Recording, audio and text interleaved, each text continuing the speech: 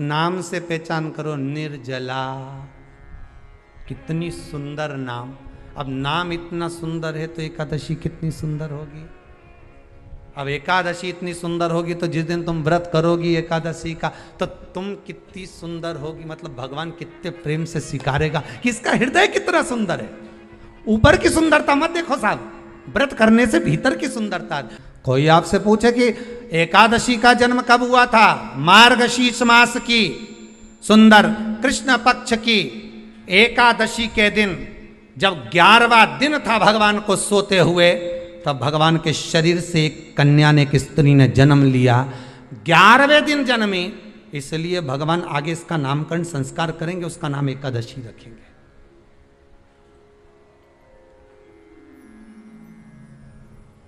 इसी को कहते उत्पत्ति एकादशी, उत्पन्ना एकादशी। प्रकट हो गई। आप पुरुष ने देखा कि कोई कन्या आ रही, बड़ी सुंदर है, बड़ी सरल, बड़ी अच्छी दिख रही है। और पाप पुरुष ने देखा इतनी सुंदर कन्या, इतना सुंदर उसका स्वरूप।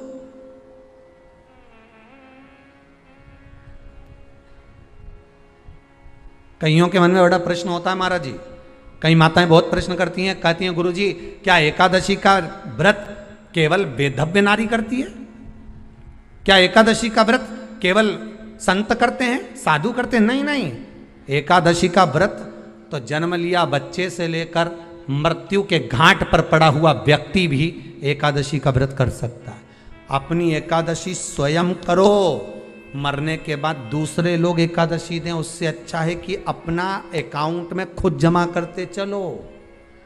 तो बुरे वक्त में थोड़ा बहुत कहीं ना कहीं अपने का यमदूत आ गया, यमराज आ गया और उसने कहा लाओ एकादशी दो। अब तुम तो इंतजार में बैठी कि अभी 12वां तो हम दो, तो क्या 12वां के कहीं करेगी? तो क्या 12वां के हमारा छोरा उन्हें एकादशी देगा?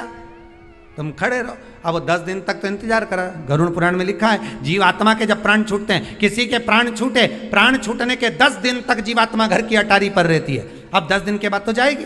अब तुम तो कह रही अभी रुक जाओ रे, अभी कहाँ जा रहे हो? अभी एकादशी मेरे को मिलेगी, हमारा छोरा देगा, बहू देगी, बड़ी बहू देगी, छोरा देगा, पोता देगा, पोती देगी, नाती देगा, पंती देगा। और पंडित जी जब बैठे संकल्प दिलाया, बोलो तुम्हारे दादाजी के कितनी एकादशी दोगा? तो क्या हमने 5 दी, कोई के हम 14 दी, कोई के हम 10 दी, कोई के हम 3 दी, कोई के हम 2 दे दिए। तो कहीं दादाजी कहीं भिखारी था? ये दादाजी की कथा नहीं, अपनी कथा। अपन क्या भिखारी है जो दूसरे की एकादशी लेकर जाएंगे?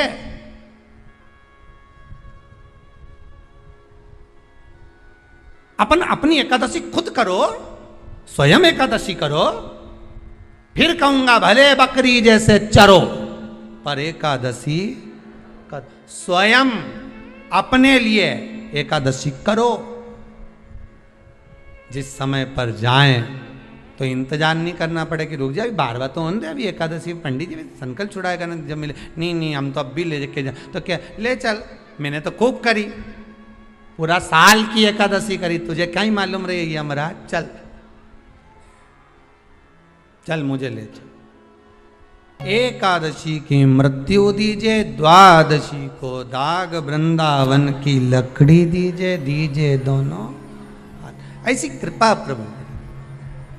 एक सुंदर जो स्त्री का जन्म हुआ, जो कन्या का जन्म हुआ, जो एक सुंदर स्त्री जो जन्मी है, भगवान विश्राम जो कर रहे हैं, सो रहे हैं।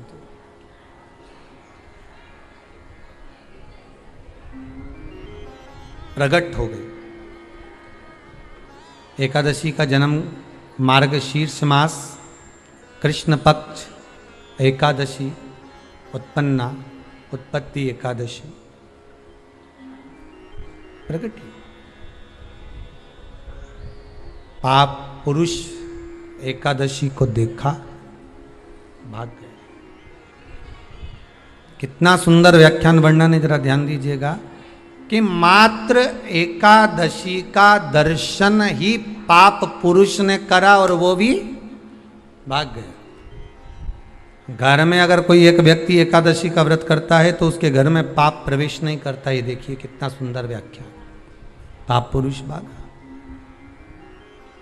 मूर्दैत्य सामने खड़ा था, जैसे ही सुंदर स्त्री को देखा मुरदैत्य ने हाथ आगे बढ़ाया, इतने में एकादशी माता ने तुरंत जो हाथ का धक्का दिया कि मुरदैत्य ने जैसे देवताओं को नीचे पटका था वैसे ही मुरदैत्य भी भूमि पर गिर पड़ा। बहुत ध्यान देना, अगर आप किसी को नीचे गिरा रहे हो तो अपनी भी तैयारी पूरी कर कर रखना कि तुम भी कहीं ना कहीं नीचे गिरोगे, आज नहीं तो कल। आप किसी के लिए खड्डा खोद रहे हो, तैयारी रख कर रखना, एक दिन आपके लिए भी तैयारी। बार में कोई सीधा है, बहुला है, बहुत सरल है, किसी के बीच में नहीं बोलता, उसके साथ अगर आप कपट करोगे तो आपको रोना तो बहुत पड़ेगा साहब, बिलखना तो पड़ेगा बहुत। अब एकादशी ने धक्का दिया, नीचे गिर गया। कहते हैं 1 वर्ष लग गया था उस मुरदैत्य को उठने में, जो धक्का एकादशी ने मारा था। कई एकादशी ऐसी रे, एक धक्का जो मारे नहीं तो अच्छा निपटी जाए। पाप कपट छल बेईमानी प्रपंच ये तो उठे ही नहीं दादा एकादशी के दिन, ये सब दुबक के बैठ जाए, आज एकादशी है, आपने बोलना ही नहीं। ऐसे हर एकादशी पे एकादशी आ जाए तो तुम काय बोले उससे।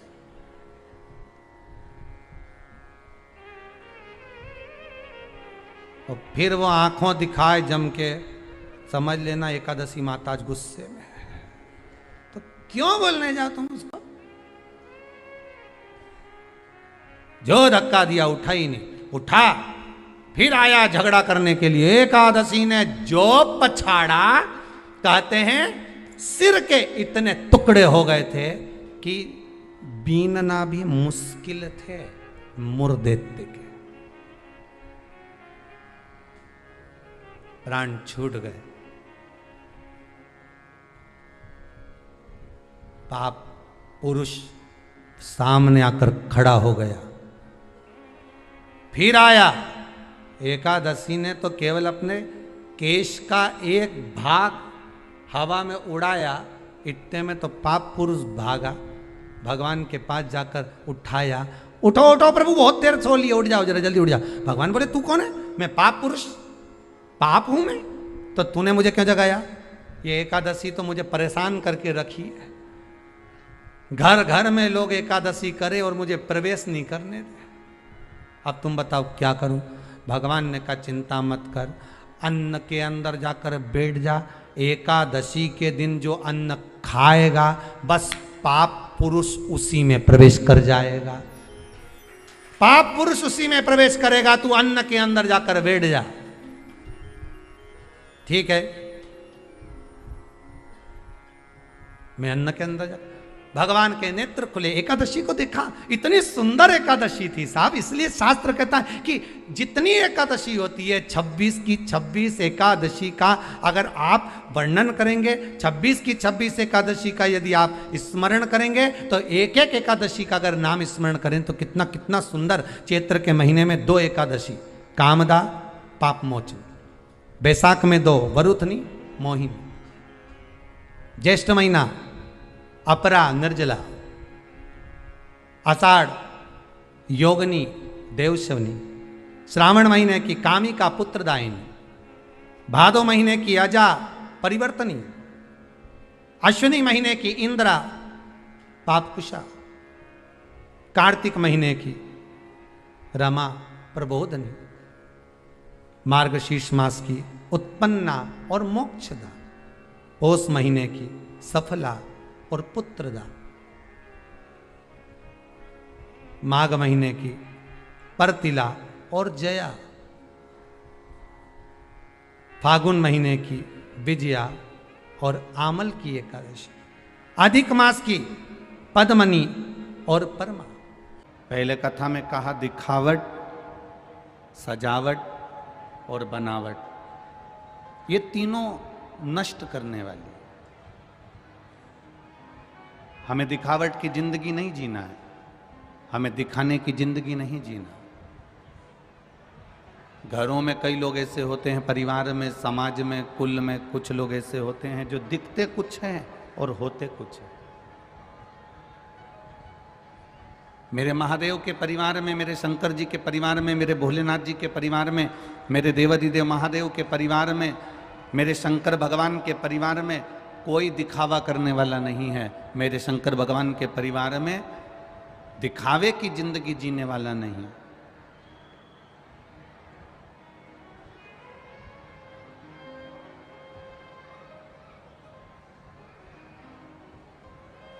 दिखावे के लिए मेरा देवता नहीं है। मेरे देवता अगर प्रेरणा देते हैं तो अच्छे बनने की प्रेरणा देते हैं। मेरे देवाधिदेव महादेव अगर प्रेरणा देते हैं तो अच्छे बनने की प्रेरणा देते हैं। आप इतनी दूर दूर से आए हो, संभाजी नगर के भक्त लोग बता रहे थे कि 31 तारीख को यहाँ कथा 1 जून से आज से प्रारंभ हुई है, पर संभाजी नगर की इस पावन कथा पंडाल में 31 मई को ही पूरा पंडाल फुल हो चुका था। ये आपका प्रेम कह रहा है, ये आपकी वात्सल्यता है।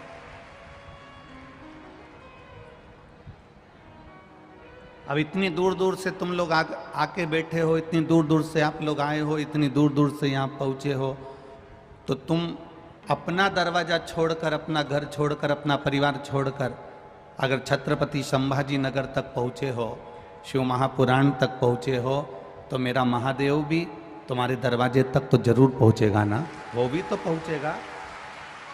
आप आए हो, आप पहुँचे हो उसके दरवाजे तक, वो भी तो करुणा करेगा, वो भी तो कृपा करेगा। थोड़ा सा बदलाव अपनी जिंदगी में लेके आओ। शिव महापुराण की कथा कहती है, देवराज नाम का ब्राह्मण जो कभी मंदिर नहीं गया, जो कभी शिवालय नहीं गया, जो कभी देवालय नहीं गया, जो कभी भगवान की चौखट पर नहीं गया, जो कभी भगवान के द्वारे नहीं गया, पर चोरी का धन लेकर जा रहा था और वो चोरी के धन को ले जाते उसको शरीर में ताप पड़ गया, शरीर में ठंड, थोड़ा सा बुखार आ गया। और शरीर में जब ताप पड़ा, शरीर में जब कष्ट हुआ, तो उसको ठंड लगी, उसका शरीर कांपने लगा।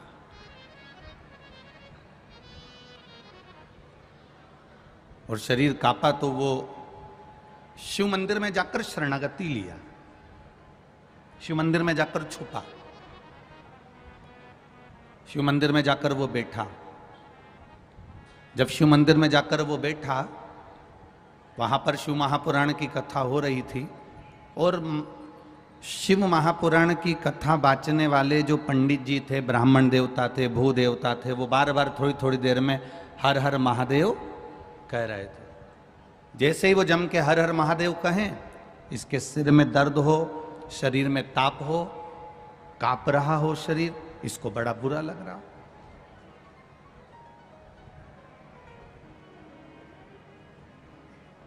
एक बीमार व्यक्ति से अगर कहा जाए कि तुम कथा सुनने बैठ जाओ, एक बीमार व्यक्ति से कहा जाए कि तुम भगवान का गुणगान करो, एक बीमार व्यक्ति से कहा जाए कि तुम भगवान का भजन करो, तो वो कहेगा मेरे तो शरीर में कष्ट हो रहा है और ये भजन की बात कर रहा है।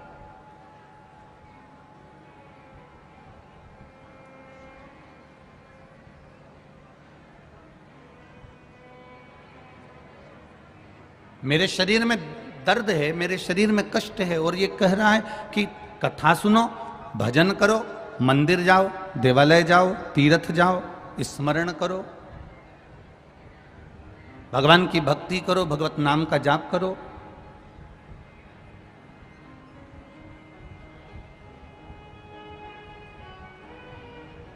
देवराज के शरीर में तप है, देवराज के शरीर में कष्ट है,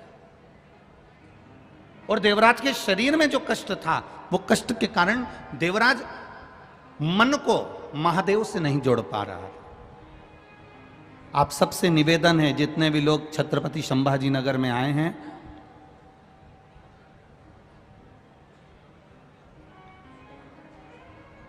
आदरणीय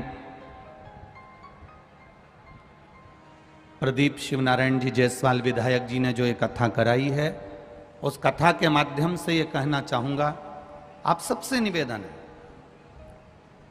थोड़ी ताप पड़ सकती है, गर्मी पड़ेगी, भीड़ बहुत है, भक्त बहुत आए हैं, हो सकता है जगह भी कम बैठने को मिले, पर निवेदन है आप 3 घंटे की कथा में अगर 5 मिनट भी इस दिल को मेरे महादेव से लगा लोगे तो निश्चित है तुम्हारी जिंदगी संवर जाएगी।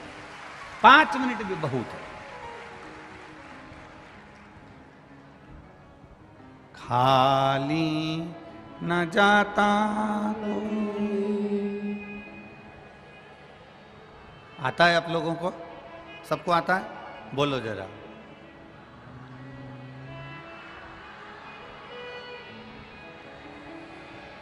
दर से तुम्हारे खाली न जाता कोई, दर से तुम्हारे मैं भी खड़ा हूँ, नन्ही बाहें पसारे, अपने हृदय से लगा लो, लगा लो, गिरा जा रहा हूँ, उठा लो, उठा लो, गिरी जा रही हो, उठा लो, उठा लो, भोले अपने दर से अब तो न टारो, गिरा जा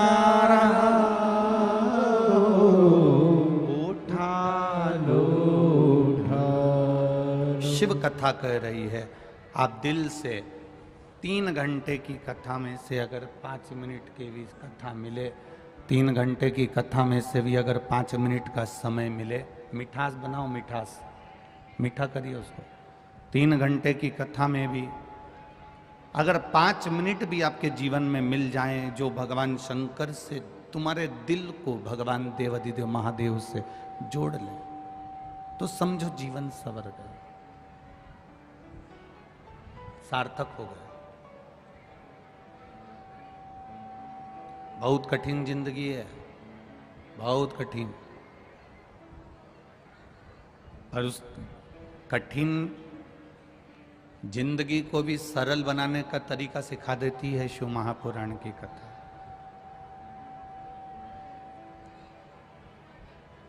भागवत, रामायण और शिव महापुराण तीनों में अंतर है। रामायण मनुष्य को जीना सिखाती है,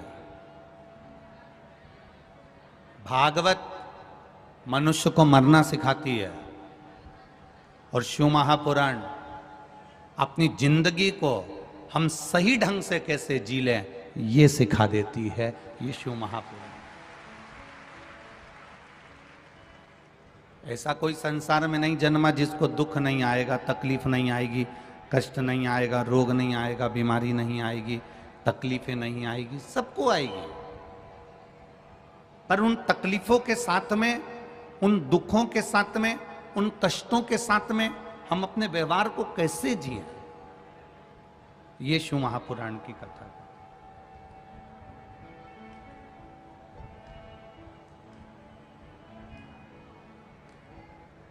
एक बार स्वामी विवेकानंद जी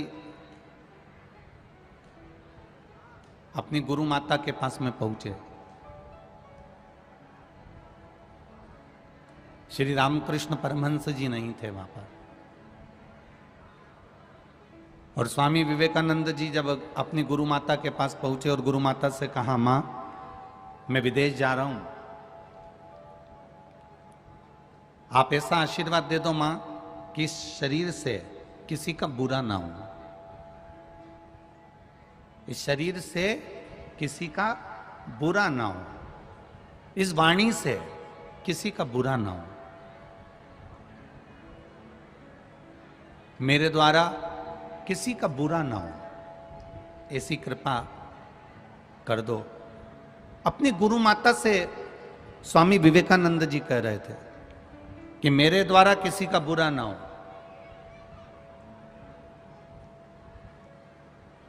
गुरु माता बैठी हुई थी और गुरु माता सब्जी बना रही थी, भाजी बना रही थी, दाल बना रही थी, और उन्होंने स्वामी विवेकानंद जी, वो तेरे पास में चक्कू पड़ा है, तेरे पास में जो चाकू पड़ा है ना, वो चाकू मुझे दे दे। बिल्कुल गुरु माता के बिल्कुल पास में चाकू पड़ा था, पर गुरु माता ने चाकू नहीं उठाया और स्वामी विवेकानंद से कहा कि वो चाकू उठा के मुझे दे दे। बहुत ध्यान लगाकर सुनना कथा को। स्वामी विवेकानंद जी कह रहे हैं, मां मुझे आशीर्वाद दो कि मेरे शरीर के द्वारा, मेरे द्वारा, मेरी वाणी के द्वारा किसी का दिल ना दुखे, किसी को कष्ट ना हो, किसी को तकलीफ ना हो, किसी को कोई दुख ना हो। गुरु माता ने कहा तेरे पास में चाकू पड़ा है, मेरे को उठा कर दे दे। स्वामी विवेकानंद जी ने चाकू दिया तो गुरु माता ने कहा, स्वामी विवेकानंद तू जिंदगी में कभी किसी का बुरा कर ही नहीं सकता, मुझे आशीर्वाद देने की जरूरत नहीं है। स्वामी विवेकानंद ने गुरु माता के चरण पकड़कर कहा, मां तू कैसे कह सकती है कि मैं किसी का बुरा नहीं कर सकता। गुरु मां ने कहा, मैंने तुझसे चाकू मांगा था, तूने जो चाकू मुझे दिया ना, उस चाकू की जो नोक थी, चाकू की जो धार थी, उसको तूने अपनी साइड से पकड़ा और जो चाकू का हत्था था उसको तूने मुझे दिया। जो खुद अपनी ओर दुख को कर लेता है और दूसरे को सुख दे देता है, वो दुनिया में कभी दुखी नहीं हो सकता।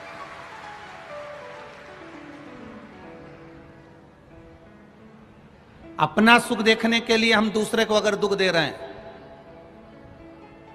मेरा निवेदन, इतने सारे लोग यहां पर कथा सुनने के लिए आए हैं, बाउंड्री पर कार्यकर्ता खड़े हैं, इन लोगों से एक निवेदन जरूर करूंगा, तुम्हारे पीछे बहुत सारे लोग कथा को सुनने के लिए बैठे हैं, तुम्हारे द्वारा किसी को कष्ट ना हो इसलिए तुम भी बैठ सकते हो। ये स्वामी विवेकानंद जी का चरित्र कह रहा है, अपने द्वारा हम किसी को कष्ट ना दें, अपने द्वारा हम किसी को दुख ना दें, अपने सुख के लिए हम दूसरे को दुख ना दें। मत बुरे कर्म कर बंदे, वरना पछताएगा, भगवान की आंखों से तू बच नहीं पाएगा, तू बच नहीं पाएगा। अरे ओ अज्ञानी मत करना दारी, तेरे कर्म का फल भी तू ही पाएगा, जैसा किया तूने तेरे आगे आएगा। मत बुरे कर्म कर बंदे, वरना पछताएगा, भगवान की आंखों से तू बच नहीं पाएगा, तू बच नहीं पाएगा। ये शिव कथा कर रहे। स्वामी विवेकानंद जी ने चक्कू की जो धार थी वो खुद ने पकड़ी और जो चक्कू के पीछे का हिस्सा था, उसका जो हत्था था, वो मां को दिया। कष्ट स्वयं झेल लेना और दूसरे को सुख दे देना, कष्ट स्वयं झेल लेना और दूसरे को आनंद की अनुभूति करा देना, कष्ट स्वयं झेल लेना और दूसरे को सुख प्रदान कर देना। तो समझ लो, अगर आपने किसी के लिए थोड़ा सा भी किया है, किसी के लिए एक पानी की बोतल भी अगर आपने दी है, तो ध्यान रखना मृत्यु के समय पर गंगा जल मेरा महादेव तुमको दे देगा, तुम्हें ढूंढने जाने की जरूरत नहीं पड़ेगी। किस भूमि के निवासी हो, छत्रपति संभाजी नगर के जितने भी रहने वाले हैं और ये आसपास के जितने भी रहने वाले हैं, तुमको तो अकड़ के यूं चलना चाहिए कि हम संत एकनाथ जी की नगरी के पास में रहते हैं। हम पैठण के पास में रहते हैं, संत एकनाथ जी की नगरी के पास में रहते हैं। वो संत एकनाथ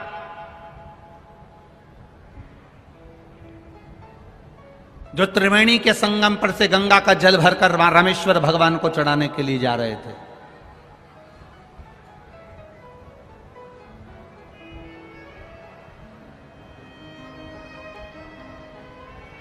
गंगा जल लेकर जा रहे हैं, कावड़ लेकर जा रहे हैं चढ़ाने के लिए रामेश्वर में। रामेश्वर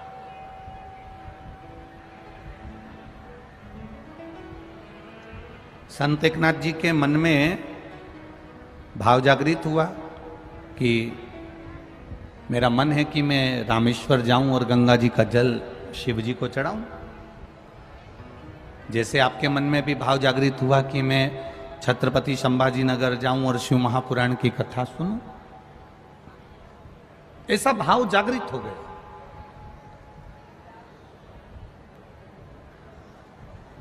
अब संत एकनाथ जी अपनी टोली के साथ में पहुंच गए त्रिवेणी के संगम पर, गंगा जी, यमुना जी, सरस्वती जी के तट पर। जल भरा, कांवड़ ली, चल दिए। अब भोले तो भोले, शिव तो शिव। शंकर भगवान जैसी परीक्षा दुनिया में कोई नहीं लेता। जितनी शिव परीक्षा लेते हैं उतना कोई नहीं लेता। जितनी शिव परीक्षा लेते हैं उतनी परीक्षा कोई नहीं ले सकता, और जितना शिव देते हैं उतना दुनिया में कोई नहीं दे सकता।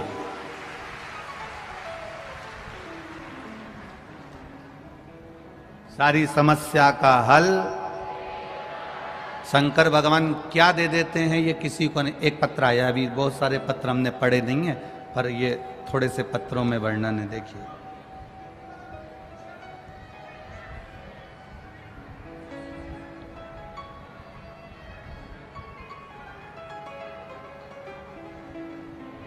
शोभा आत्माराम चौहान, चीखली, जिला बुल्ढाना, महाराष्ट्र की रहने वाली हूँ। मोबाइल नंबर ये है, कहीं बैठी हो तो हाथ हिलाइएगा। अगर कहीं बैठी हो तो हाथ हिलाइएगा। शोभा आत्माराम चौहान, चीखली, जिला बुल्ढाना, महाराष्ट्र। मोबाइल नंबर ये है, कहीं बैठी हो तो हाथ हिलाइएगा। अब एक तो तुम इतने सारे तो आए हो, दिखोगे भी नहीं कि कहाँ बैठे हो, ठीक है। फिर भी अगर कहीं बैठी हो तो हाथ हिला दीजिएगा। शोभा आत्माराम चौहान, चीखली, बुल्ढाना, महाराष्ट्र। मोबाइल नंबर, मेरा नाम शोभा चौहान है। मेरी बेटी 5-6 साल से परीक्षा की तैयारी कर रही थी गवर्नमेंट की, लेकिन उसको कोई भी रिजल्ट नहीं आया। बहुत परेशानी आ रही थी। 2 से 3 बार जॉब मिलने के आसार लगे पर हुआ नहीं।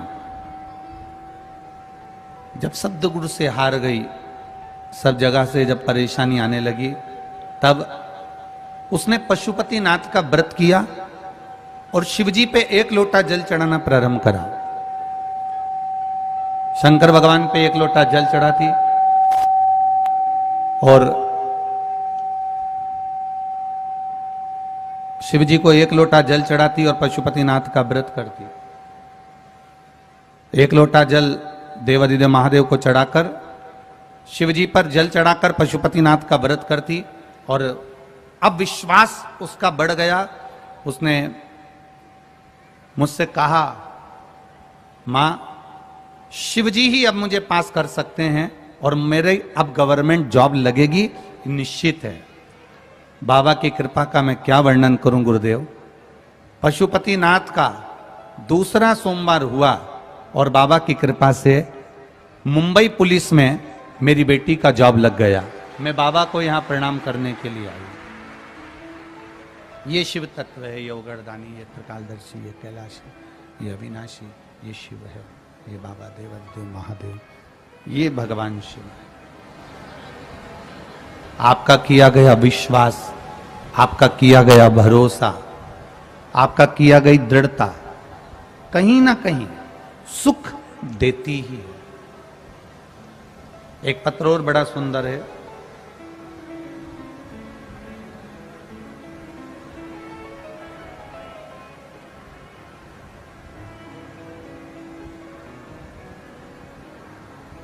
निर्मला अशोक बाग धोबल गांव से, तालुका बेजापुर, जिला संभाजी नगर, कहीं बैठी हैं तो हाथ हिला सकती हैं। निर्मला अशोक बाग धोबल गांव से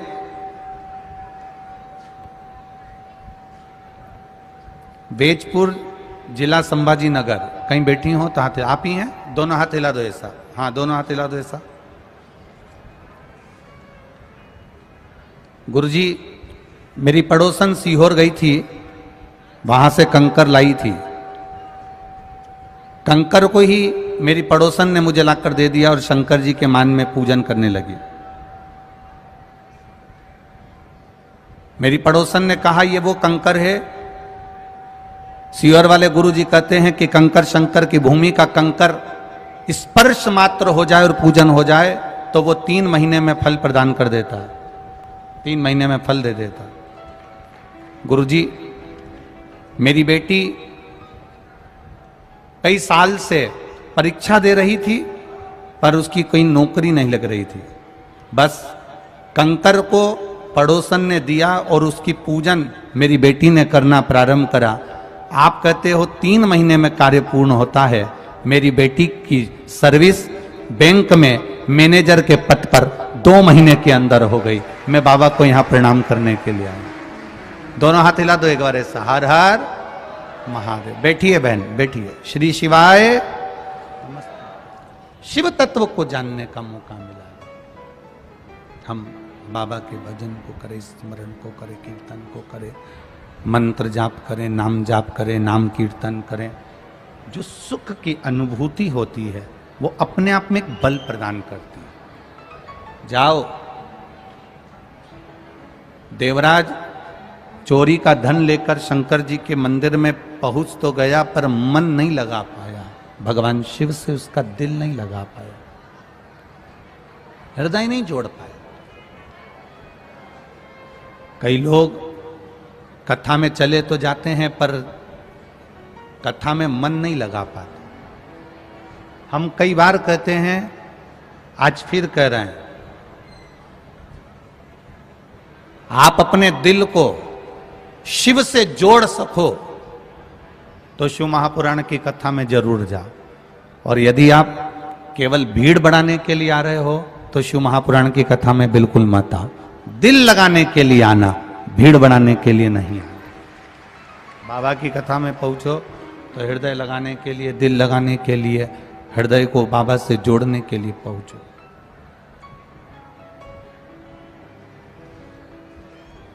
भगवान से जोड़ने के लिए पहुंचो। देवराज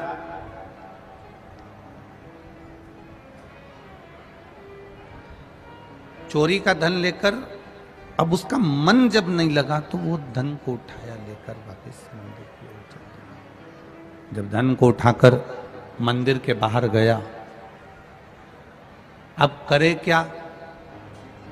शरीर में ताप, कष्ट, धन की पोटली को बाजू में रखकर लेकर सीधे एक पेड़ की छांव में जाकर बैठ गए।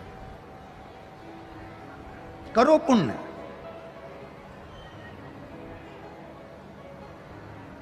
देवराज को नहीं मालूम कि मैं बेलपत्री के पेड़ के नीचे हूं। संत एकनाथ जी को नहीं मालूम था कि देवादिदेव महादेव मेरी परीक्षा ले लेंगे। मेरे भोले बाबा परीक्षा भी बहुत लेते हैं और मेरे भोले बाबा देते भी बहुत है। उनको नहीं मालूम था कि परीक्षा ले लेंगे।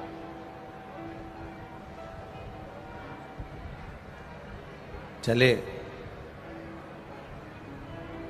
देवराज जैसे पेड़ के नीचे जाकर बैठा, संत एकनाथ जी गंगा का जल लेकर, कांवड़ लेकर रामेश्वर के लिए निकल गए। और संत एकनाथ जी जब रामेश्वर के लिए निकले,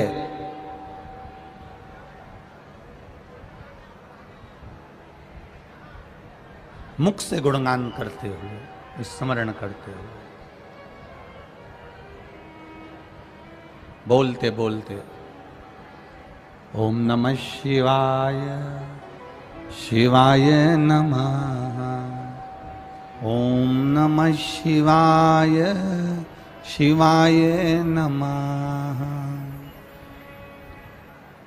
ओम नमः शिवाय शिवाय नमः, ओम नमः शिवाय शिवाय नमः, ओम नमः शिवाय शिवाय नमः, ओम नमः शिवाय शिवाय नमः, शिवाय नमः शिवाय नमः, ओम नमः शिवाय शिवाय नमः।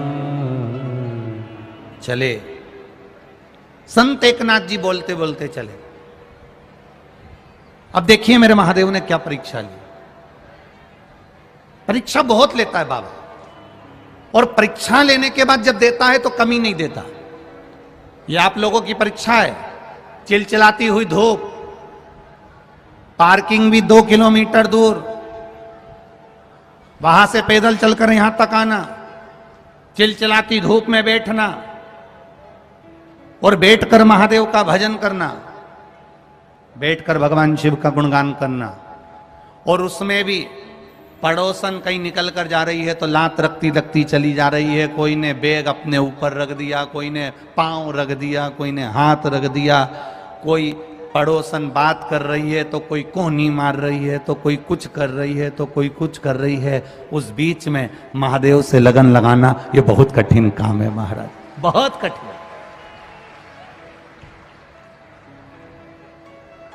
बहुत कठिन, परीक्षा बहुत लेता है। इतनी परीक्षा मेरा देवादिदेव महादेव लेता है, इतनी परीक्षा मेरा महादेव लेता है। पर जब परीक्षा ले लेता है, परीक्षा लेने के बाद मेरा महादेव जब देता है तो झोली भी छोटी पड़ जाती है, इतना मेरा महादेव दे देता है। ये शिव तत्व है, ये शंकरी अवघड़ी है, ये शिव तत्व। संत एकनाथ जी की परीक्षा लेने के लिए मेरे भोलेनाथ जी सामने आए। चलते चलते चलते चलते जब त्रिवेणी का जल भरकर जा रहे थे, पानी लेकर जा रहे थे, जल लेकर जा रहे थे, त्रिवेणी के जल को लेकर, गंगा जल को लेकर जब जाने लगे, बीच रास्ते में मेरे भोलेनाथ एक गधे का रूप रखकर बेहोशी में भूमि पर गिर गए, जमीन पर गिर गए। और मेरे भोलेनाथ जी जब जमीन पर, एक गधा जमीन पर पड़ा हुआ है, संत एकनाथ जी गंगा जल लेकर जा रहे हैं। जल ले जाते जो संत एकनाथ जी ने देखा कि कोई गधा प्यास से बिलख रहा, प्यास लग रही उससे बिलख रहा, बार बार गिर रहा है, बार बार खड़ा हो रहा है, फिर गिर रहा है, फिर खड़ा हो रहा है। संत एकनाथ जी ने देखा, संत स्वभाव बड़ा निर्मल स्वभाव है,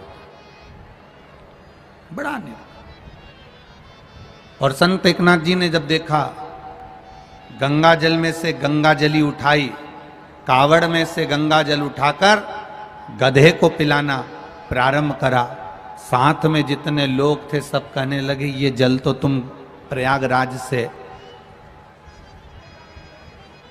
लेकर आ रहे हो, त्रिवेणी संगम से लेकर आ रहे हो, और रामेश्वर बाबा को चढ़ाना है, और तुम ये जल यहाँ गधे को पिला दे रहे हो।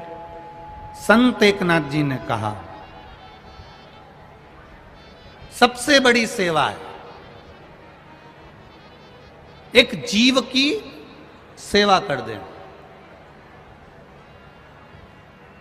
एक जीव की सेवा कर दें, यह दुनिया की सबसे बड़ी सेवा। कभी प्यासे को पानी पिलाया नहीं, बाद अमृत पिलाने से, बोलो बोलो जम के बोलो, क्या फायदा। कभी गिरते हुए को उठाया नहीं, बाद आंसू बहाने से क्या फायदा। उस लाभ का क्या मतलब।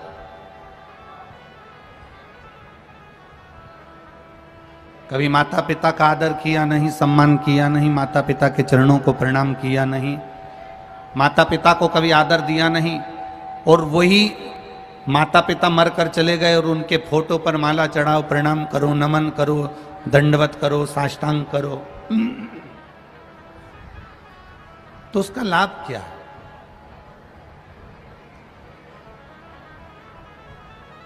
शिव कथा कह रही है, भगवान शंकर का संवाद कह रहा, शिव महापुराण कह रही है।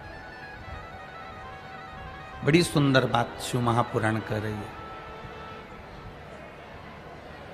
संत एकनाथ जी ने गंगा का जल लेकर जैसे ही गधे को पिलाया, गधा उठा, साथ वालों ने पूछ लिया, ये जल तुम गंगा जी का गधे को पिला दिए हो, तो रामेश्वर जी को क्या चढ़ाओगे, भगवान शिव को क्या चढ़ाओगे। संत एकनाथ जी ने कहा, ये जीव में भी महादेव बसता है, अगर इसको पिला दिया तो रामेश्वर पर जल चढ़ गया, ये निश्चित है। इस जीव में भी महादेव बसता है, ये निश्चित है। अगर मैंने इस जीव को भी पिला दिया ना, तो ये निश्चित है कि मेरे महादेव को मैंने जल चढ़ा दिया। अब संत एकनाथ जी चलते चलते चलते चलते रामेश्वर धाम पहुंच गए, और रामेश्वर धाम में जैसे ही पहुंचे, पहुंचते से ही जो मंदिर का दरवाजा बंद था, द्वार बंद था, समय के अनुसार मंदिर का दरवाजा बंद कर दिया गया था, द्वार बंद था। जैसे ही संत एकनाथ जी रामेश्वर भगवान के सामने पहुंचे, शिव के धाम पर पहुंचे, वैसे ही मंदिर के ताले टूटकर दरवाजा पूरा खुल जाता है। संत एकनाथ जी हर हर महादेव कहकर पुकारने लगते हैं। ये शिव तत्व को जानने का मौका मिला, जानने का।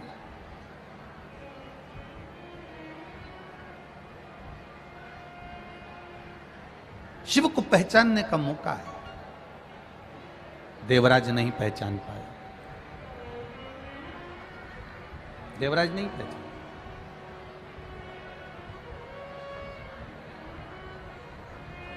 जब देवराज भगवान शिव को नहीं जान पाया, बेलपत्री के पेड़ के नीचे देवराज के प्राण छूट रहे, बेलपत्री के पेड़ के नीचे देवराज के प्राण छूट रहे। और बेलपत्री के पेड़ के नीचे जैसे ही देवराज के प्राण छूट रहे, देवराज को नहीं मालूम कि ये बेलपत्री का वृक्ष है, दुनिया के लोगों को नहीं मालूम कि ये जहां तुम कथा बैठकर सुन रहे हो, जो पंडाल में बैठकर कथा श्रवण कर रहे हो, टीवी के माध्यम से कथा श्रवण कर रहे हो, मोबाइल के माध्यम से कथा श्रवण कर रहे हो, जहां बैठकर तुम कथा सुन रहे हो, तुम्हें इस चीज का अंदाजा नहीं होता कि शिव महापुराण की कथा सुनना मात्र कल्प वृक्ष की छाए में बैठे हो, कल्प वृक्ष की छाओं में। जो मांगोगे मेरा महादेव वो तुम्हें प्रदान कर देगा 3 महीने के अंदर। ये वो कल्प वृक्ष, वो कल्प वृक्ष।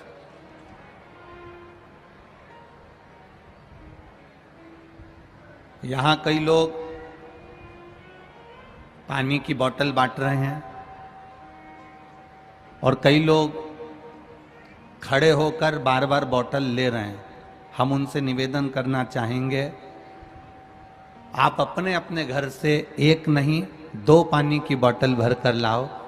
बैठकर ये पानी की बोतल मिल जाएगी पर कथा नहीं मिल पाएगी। ये पानी की बोतल मिल जाएगी पर कथा नहीं मिलेगी। ये तो आप जाओगे 10 रुपए की बाजार से भी ले लोगे। दान देने वाले दे रहे हैं, आप बैठे रहो, वो धीरे धीरे आपके पास में आकर दे देंगे, पर बोलकर कथा को मत छोड़ो। ये संभाजी नगर का कोई भाग्य होगा, रेणुका माता की कृपा होगी, ये कथा हो रही है। ये एक क्षण की भी ना चूके, अपने मुख से आवाज ना निकले और कथा का रसतत्व श्रवण करो। ये नहीं मिलेगी फिर बार बार। वो तो जबलपुर की कथा कैंसिल हुई और माइक पर नेपाल की भूमि से, बीरगंज से कहा कि कथा कैंसिल हो गई जबलपुर की। तो वो तो आदरणीय प्रदीप जी जायसवाल जी को आप लोगों को धन्यवाद देना चाहिए कि उन्होंने बस सुना और दौड़कर सीहोर आ गए और ये कथा लेकर आए। सीहोर में इनसे कहा गया था कि इतनी व्यवस्था करना कठिन है, लाखों लाख पब्लिक। अब आप देखिए कथा का पहला दिन है, जितने जितने पंडाल लगाए गए थे, एक भी पंडाल में पांव रखने की जगह नहीं है। लोग धूप में खड़े हुए हैं, बाहर खड़े हुए। बड़ा कठिन है, बड़ा कठिन। ये जायसवाल जी से कहा गया था कि बहुत संभालना मुश्किल है, 7 दिन में कैसे व्यवस्था करोगे? केवल 7 दिन है आपके पास में, केवल 7 दिन, कैसे व्यवस्था होगी? जायसवाल जी के यहाँ से वो ऋषि कुमार जी सीहोर जब गए तो उन्होंने कहा कि आप तो बस 7 दिन है ना, बहुत हैं, आप तो कथा दो, हम अकेले नहीं करेंगे, पूरा संभाजी नगर कथा करेगा। ये पूरा संभाजी नगर, ये केवल अकेले प्रदीप जायसवाल जी की कथा नहीं है, विधायक जी की कथा नहीं, ये पूरे संभाजी नगर के एक एक जनमानस की, एक एक सनातनी की कथा। उसको सुनो, जीवन में उतारो। देवराज विचार में पड़ गए कि मैंने पुण्य कौन सा करा होगा पता नहीं, मैंने क्या करा होगा मुझे मालूम नहीं, मैंने क्या किया होगा मुझे मालूम नहीं, पर देवराज अपने प्राणों को जो छोड़ रहा है वो बेलपत्री के वृक्ष के नीचे छोड़ रहा है। बेलपत्री के वृक्ष के नीचे।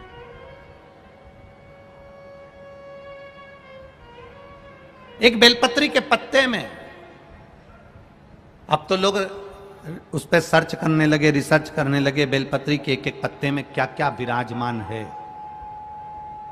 अब तो रिसर्च सेंटर खुल गए जिसमें इन बेलपत्री के पत्तों को डालकर देखा जाता है कि बेलपत्री के पत्ते की इस डाली के अंदर कितना रसतत्व है, पत्तों में कितना रसतत्व है। तो वैज्ञानिक सर्च कर कर निकाल रहे हैं। रिसर्च सेंटरों में निकाला गया कि एक बेलपत्री के पत्ते को मात्र खा लेने पर थायराइड, शुगर, बीपी और कैंसर तक की बीमारी और लीवर किडनी तक में आराम बढ़ जाता है। ये वो बेलपत्र का, ये कोई सहज नहीं। जैसे शिव जी को आप 5 जगह पर जल चढ़ाते हो, थोड़ा ध्यान देना कथा पर। शंकर भगवान को 5 जगह पर आप जल चढ़ाते हो। मान लो अगर कोई विषम परिस्थिति है और आपको लग रहा है कि मेरा ये काम बाबा को कर देना चाहिए, ना जाने क्यों अटक रहा है, मेरे भोलेनाथ जी को मेरा ये काम कर देना चाहिए, ना जाने क्यों अटक रहा है, तो जो जो जगह पर आप जल समर्पित करते हो, जिस जिस जगह पर आप जल समर्पित करते हो, जैसे गणेश जी की जगह पर जल समर्पित करते हो, सबको मालूम है ना, स्थान तो सबको मालूम है ना गणेश जी का। जैसे ये शिवलिंग है, ये जलाधारी है, ये 2 चरण जहां से जल चढ़ाते हैं तो ये पानी घूमकर यहां से नीचे चले जाता। अब जरा समझिएगा, आप जब शंकर जी के मंदिर, आपको लगे कि हमारा ये कार्य हो जाना चाहिए, ये कार्य हो क्यों नहीं रहा, आखिर में इतने दिन से लगी हूं, ये काम क्यों नहीं हो रहा, सबके काम हो रहे हैं, मेरा क्यों नहीं हो रहा, तो विश्वास रखकर 5 सोमवार, 6 सोमवार, 7 सोमवार इसको कर कर देखिएगा।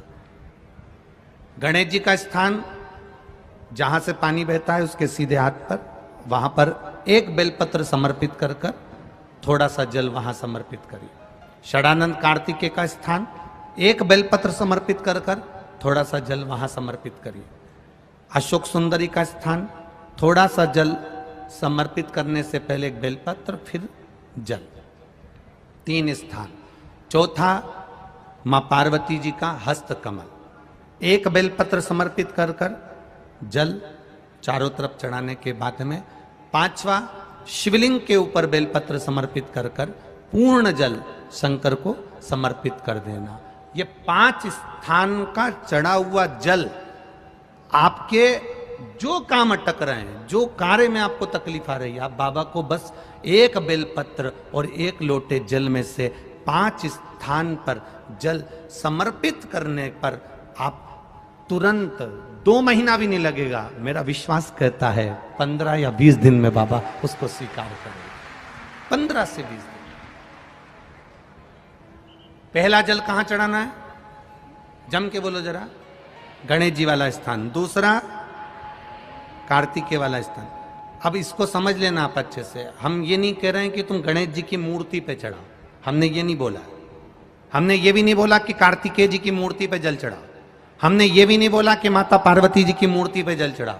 आप तो जो शिवलिंग रखा हुआ है और जो जलाधारी गोल है उस पे जो शिवलिंग रखा है, जहां से पानी बह रहा है, उसके राइट हैंड में गणेश, लेफ्ट हैंड में कार्तिकेय, बीच में अशोक सुंदरी, पार्वती जी का स्थान हस्तकमल और ये शिवलिंग।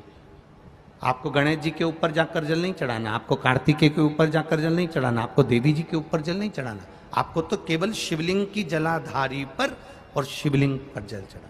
पहला स्थान, बोलते जाओ जम के, केवल जल नहीं, बेलपत्र फिर जल। दूसरा, कार्तिकेय। तीसरा, अशोक सुंदरी। चौथा, अब पार्वती जी को जो तुम जल चढ़ाओगी और बेलपत्र चढ़ाओगी, उसमें तुम्हारा स्मरण होना चाहिए। तुम कहां बैठी हो जल चढ़ाने के लिए, तुम्हारा ध्यान कहां है, कहां बैठकर शंकर जी को जल चढ़ाना चाहिए। आपको पहले भी कथा में कहा, जहां से जलाधारी का पानी बह रहा है, इसके ठीक विपरीत जगह में आप यहां बैठ जाओ।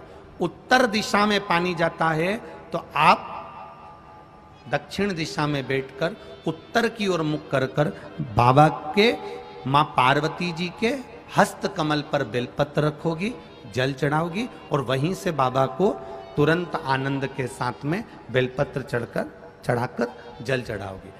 भले खड़े होकर या वहां जाकर तुम यहां पर जल चढ़ा दो, परंतु उसके बाद में जब आप जल चढ़ाओगी, जब बाबा पार्वती जी को जब बेलपत्र और जल चढ़ाओगी, तो आपका मुख कहां होना चाहिए? जहां से पार्वती, जहां से ये जल बहकर जा रहा हो, यहां बैठोगे तो जल जहां बहकर जा रहा है उधर की साइड तुम्हारा मुख हो जाएगा, उत्तर की साइड तुम्हारा मुख हो जाएगा और बाबा को आप जल समर्पित करो। तो पहला जल बेलपत्र गणेश जी, दूसरा कार्तिकेय जी, तीसरा अशोक सुंदरी, चौथा माता पार्वती जी का हस्त कमल और 5वें नंबर का जल भगवान शिव के ऊपर, अर्थात भगवान देवाधिदेव महादेव से प्रार्थना करते हुए कि तेरा ही दिया मैंने खाया पिया है, तेरा शुक्रिया है, तेरा शुक्रिया। बाबा से प्रार्थना करते हुए, बाबा से अपने दिल की बात कहते हुए, बाबा से अपने मन की बात कहते हुए, अपने हृदय की बात भगवान देवाधिदेव महादेव से कहते हुए, ये 5 स्थान पर चढ़ाया गया जल आपके मनवांचित फल की प्राप्ति करा देता है, आपको सुख का अनुभव करा देता है। 5 जगह पर चढ़ाया गया, कम से कम 5 या 7 सोमवार अवश्य चढ़ाओ। और मेरा बेटा बेटियों से भी निवेदन है, ये जल का पहले भी वर्णन किया तो किसी ने एक पत्र में लिखा, देखिए,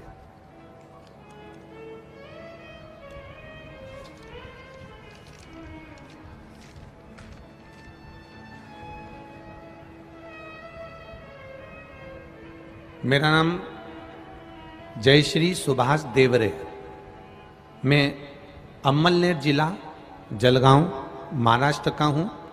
मेरा मोबाइल नंबर ये है। कहीं बैठे हैं आप ही हैं? दोनों हाथ हिला दो ऐसा एक बार। हाँ, दोनों हाथ हिला दो ऐसा।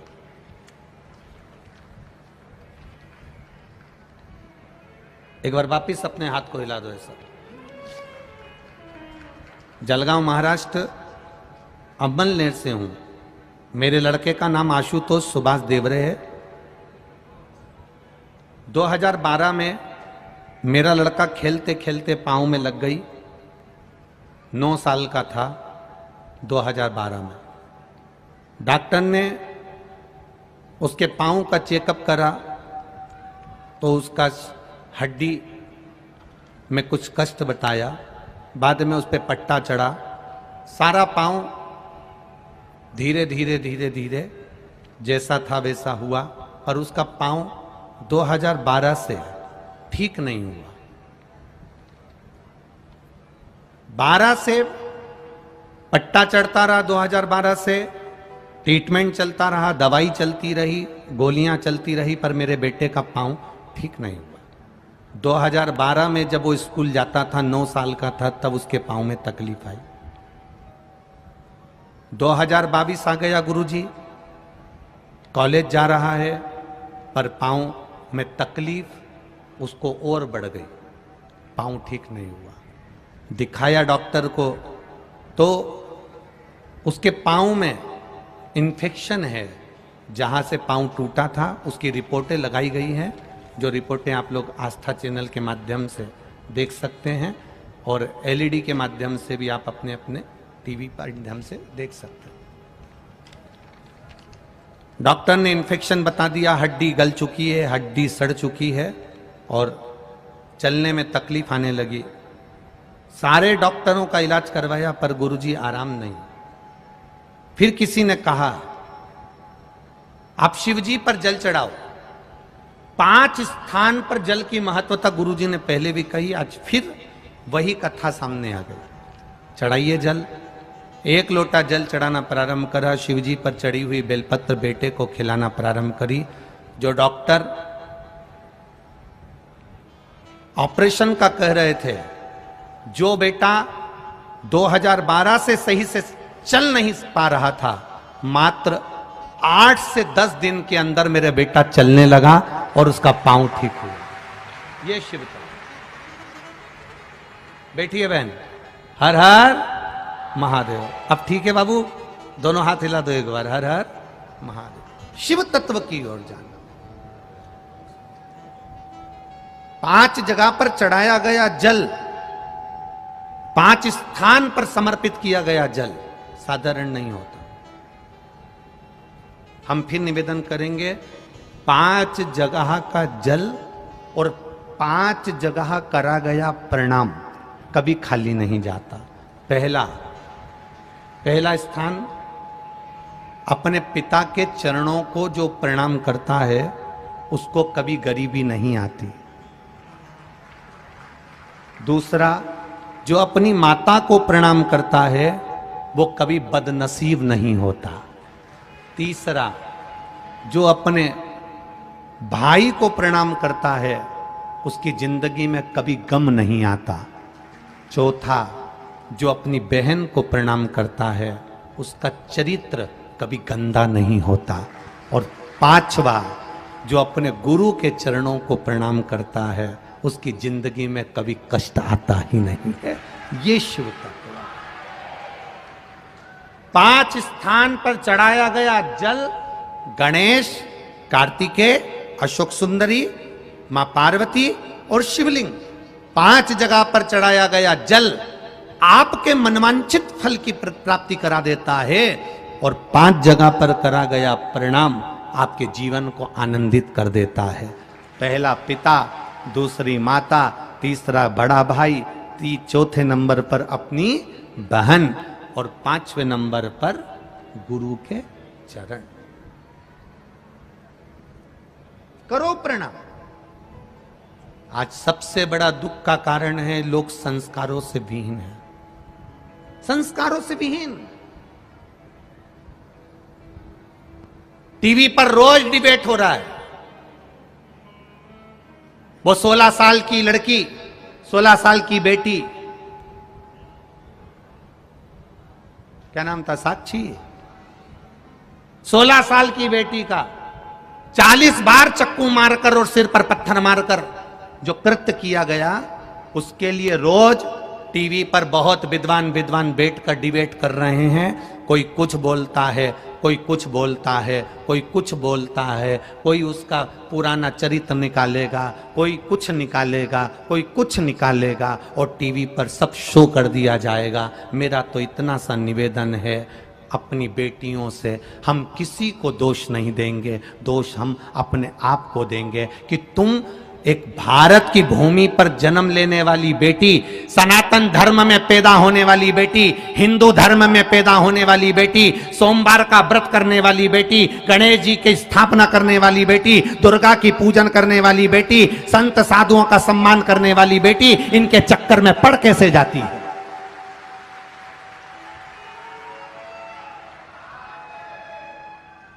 पिता समझाता है, मां समझाती है, पड़ोसी समझाते हैं। उस लड़की का जहां कत्ल हो रहा था वहां से पूरा मोहल्ला निकल कर जा रहा था। बोलो, टीवी पर देखा होगा, मोहल्ले के लोग जा रहे हैं, गली के लोग जा रहे हैं, नगर के लोग जा रहे हैं, एक भी नहीं बचा पाया। कारण क्या था? मोहल्ले के लोगों ने पहले समझाया होगा, घर के लोगों ने पहले समझाया होगा, रिश्तेदारों ने पहले समझाया होगा, पर हर बार उसके मुंह से ये शब्द निकला होगा, ये ऐसा नहीं है, ये तो मेरे हृदय में बसता है, ये मेरा सम्मान करता है, ये ऐसा नहीं है।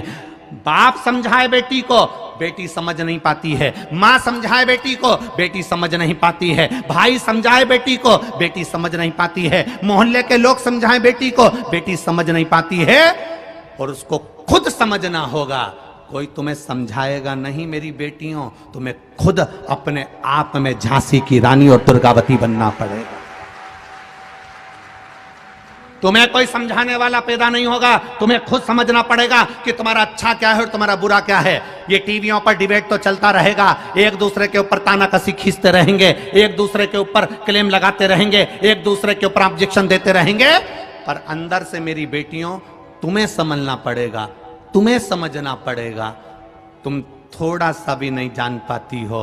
एक बात आपसे कहेंगे, जिस घर के बच्चों को माँ बाप के शब्द, गुरु के शब्द बुरे लगने लगे और अपने दोस्तों के शब्द अच्छे लगने लगे, समझ लेना वो बेटा बेटी की जिंदगी नाश होने वाली है। जिस बेटा बेटी को दूसरे के शब्द अच्छे लगे, जिस बेटा बेटी को अपने मित्रों के शब्द अच्छे लगे, जिस बहन बेटी को अपनी सहेलियों के शब्द अच्छे लगने लगे, माता पिता कुछ कहें बुरा लगेगा, सास ससुर कुछ कहें बुरा लगेगा, घर के माता पिता, घर के बड़े कुछ कहें बुरा लगने लगेगा, और दूसरे के शब्द तुम्हें अच्छे लगने लगे, समझ लेना विनाश काले विपरीत बुद्धि, तुम्हारा जीवन अब बर्बादी की ओर हो गया। मेरी बेटियों, मेरी बहनों, मेरी माताओं, आपसे निवेदन है, फिर निवेदन करेंगे आपसे, बहुत बड़ा निवेदन है आपसे। इस सनातन धर्म की लाज बचाने में आपकी जरूरत है, और वो लाज एक पिता अपनी बेटी को पढ़ाने में कमी नहीं रखता, उसको पालने में कमी नहीं रखता, उसको बाहर भेजने में कमी नहीं रखता। आप उसके कन्यादान को करने का मौका जरूर दो, यहां वहां मत दो। क्या होगा? होगा क्या? पहले जिसने एक को टुकड़े टुकड़े कर कर मारा, उसका भी तक कुछ नहीं हुआ, तो दूसरे का क्या खाक होगा? विचार करिएगा। आपको स्वयं जरूरत है कि मैं अपने आप को कैसे बचा सकती हूं, मैं क्यों इनके चक्कर में पड़ूं, मैं क्यों जाऊं इनके पास में। लोग कहेंगे वो बुरा, लोग कहेंगे वो बुरी, लोग कहेंगे ये शब्द, लोग कहेंगे वो शब्द, हमें किसी से मतलब नहीं। हम अपने आप को कितना संवार सकते हैं, हम उससे मतलब रखो। अपने आप को हम कितना संवार सकते हैं, अपने आप में मतलब रखिए। मेरी बेटियों, अपने आप को सुधारने का प्रयास करिए, संवारो। अपने पिता के दिल में निवास करने वाली बेटी हो तुम, अपनी माँ की इज्जत हो तुम, और केवल माता पिता की इज्जत नहीं, एक एक सनातनी हिंदू की इज्जत हो तुम। तुम्हारे हाथ में बहुत बड़ा काम है, बहुत बड़ा। कहां भटक रही हो, कहां भटक रही हो, किस जगह पर, क्या देखा? ना भटक। पिता के पांव छूने वाला कभी गरीब नहीं होता, माता के पांव छूने वाला कभी बदनसीब नहीं होता, भाई के पांव छूने वाला कभी गम में नहीं डूबता, बहन के पांव छूने वाला कभी चरित्र विहीन नहीं होता, और गुरु के चरण छूने वाला कभी बर्बाद नहीं होता। दुख आ भी गया तो वापिस सेठ बनकर बिठा देता है, वो मेरा शिव का। कोई आज बनेगा, कोई कल बनेगा, शंकर को जल चढ़ाने वाला एक ना एक दिन सेठ जरूर बनेगा, ये निश्चित है।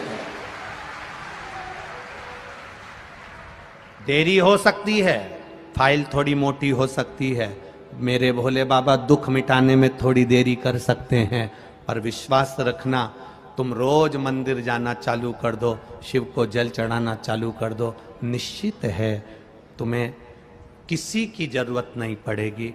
जिस हाथ से तुमने महादेव को जल चढ़ाया है ना, वो हाथ महादेव पकड़ लेता है, कभी नहीं छोड़ता, मरते दम तक नहीं छोड़ता, आखिरी तक नहीं छोड़ता। करो आप शिव को जल समझ। लग रहा है आपको कि मेरे को ये दुख आ गया, मेरे को ये तकलीफ आ गई, मेरे को ये कष्ट आ गया, नहीं हो रहा मेरा काम, मैं बहुत दुख में जिंदगी जी रही हूं, तो लगाओ एक लोटा जल ले, उसी में से गणेश जी, कार्तिकी, अशोक सुंदरी, मां पार्वती और बोलो जम के देव अधिदेव महादेव को चढ़ाई, चढ़ाओ।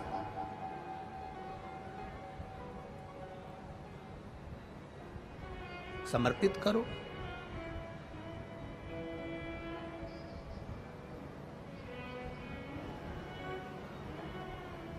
शिव जी का समर्पण। संत एकनाथ जी का परीक्षा भगवान भोलेनाथ जी ले लिए, परीक्षा लिए, गधे के रूप में आकर परीक्षा ले। आता है समय,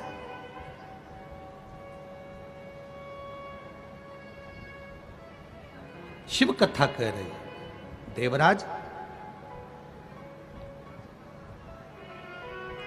प्राण छोड़ रहा है, शिवजी उसको नंदी पर बिठा कर ले जा रहे हैं। देवराज ने केवल एक प्रश्न किया भगवान शिव जी से कि मैंने आज तक शंकर के मंदिर नहीं गया, आज तक मैंने भगवान शिव की भक्ति नहीं करी, आज तक मैंने महादेव को एक लोटा जल नहीं चढ़ाया। फिर महादेव ने कैसे सुन लिया मेरा। एक पत्र आया है, उस पत्र में भी किसी ने यही लिखा है,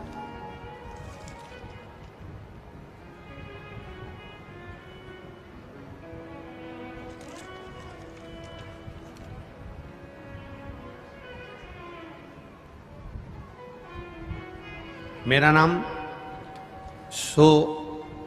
आशा साहेब राव पाटिल, बेटे का नाम अंकित पाटिल, रहीवासी जालना महाराष्ट्र मराठवाड़ा। कहीं बैठी हो तो हाथ हिलाइए, कहीं बैठे हो तो हाथ हिलाइएगा। आशा साहेब राव पाटिल, बेटे का नाम अंकित पाटिल, रहीवासी जालना महाराष्ट्र। कहीं बैठे हो तो हाथ हिलाइएगा, जहां कहीं बैठे हो हाथ हिला सकते हैं। गुरुजी, भगवान शिव की भक्ति का मैं क्या वर्णन करूं। छत्रपति संभाजी नगर के पंडाल में कथा सुनने के लिए आई हूं, बाबा को प्रणाम करती हूं, शिव जी के चरणों का स्मरण करती हूं। मैंने टीवी के माध्यम से सुना था कि एक लोटा जल सारी समस्या का हल होता है। मेरा बेटा 1 साल से कागजी कंपनी में काम करता था, ऐसा लगता था कि बेटे को गवर्नमेंट की कंपनी में जॉब मिलना चाहिए। बेटा ना तो शंकर जी को मानता था, ना कभी किसी संत के पास जाता था। ना कभी शिव जी की कथा में जाता था, ना कभी शंकर को मानता था। 13 फरवरी को बेटे ने इंटरव्यू दिया। बस मैंने इतना सा कहा कि तू शिव जी पर एक बार भरोसा कर और 1 लोटा जल चढ़ाकर इंटरव्यू देने के लिए जा। मेरा बेटा कहता है, मां ये टीवी पर जितने महाराज आते हैं ना, इन्हें सबने अपना अपना धंधा बना के रखा है, क्यों तू चक्कर में पड़ती है इनके। मैंने अपने बेटे से कहा, दुनिया के लोग भले धंधा बनाए होंगे, सीहोर वाला महाराज कहता है कि बस 1 लोटा जल चढ़ा दो, वो कभी नहीं कहता कि तुम सीहोर आना, वो कहता है 1 लोटा जल चढ़ा दो। आज तू मेरा कहना मान ले और 1 लोटा जल शिव जी को चढ़ाना चालू कर दे। मां मेरी प्राइवेट कंपनी में नौकरी है, काय को सरकारी के चक्कर में डाल रही, तेरी सरकारी नौकरी लगेगी। वो सीहोर वाला महाराज कहता है जल चढ़ाने वाला कभी खाली नहीं होता, तू चढ़ा जल और नौकरी के लिए अप्लाई कर। मेरे बेटे ने मेरे कहने पर 1 लोटा जल शिव जी को चढ़ाना प्रारंभ करा। रोज जल चढ़ा के आता और रोज हंसता कि क्या होगा जल चढ़ाने से। बेटे ने सरकारी नौकरी के लिए इंटरव्यू देना प्रारंभ करा। मैंने उसके लिए पशुपतिनाथ का व्रत करना प्रारंभ करा। केवल 3 सोमवार हुए, फिर बाद में प्रदोष आ गया। मैंने बेटे से कहा, एक बेलपत्री, सीहोर वाला महाराज कहता है कि प्रदोष काल में शंकर का दर्शन कर ले या शिखर का दर्शन कर ले। अरे मां क्यों चक्कर में पड़ी है। बेटे को मैं मंदिर तक लेकर गई, मंदिर के अंदर नहीं गया, शिखर का दर्शन बेटे ने करा और मैंने बाबा से प्रार्थना करी, तू सच्चा है तो इसकी गवर्नमेंट जॉब लगा दे। और बाबा की कृपा से मेरे बेटे की सरकारी नौकरी का सिलेक्शन हो गया। मैं बाबा को प्रणाम करने के लिए, ये शिव तत्व है, योग घड़ी है। खाली न जाता कोई दर से तुम्हारे, मैं भी खड़ी हूँ